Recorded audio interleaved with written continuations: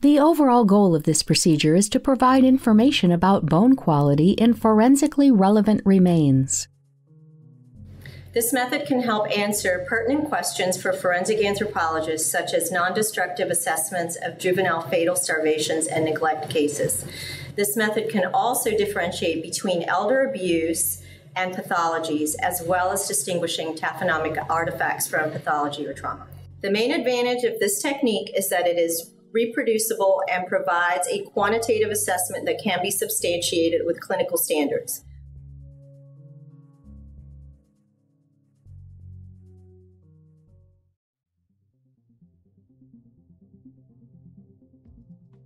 To begin this procedure, prepare the machine as outlined in the text protocol.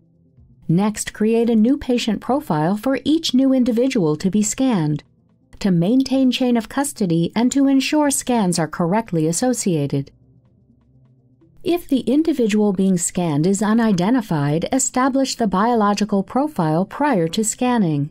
Enter the demographic information into the patient profile, including the estimated stature if the actual stature is unknown.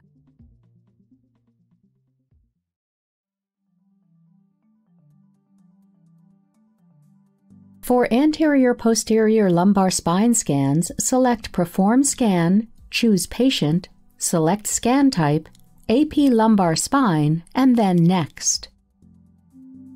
Then select a container that is at least as large as the articulated segment of L1 through L4.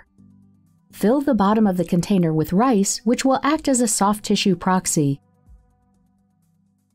Place the segment in anatomical position into the rice.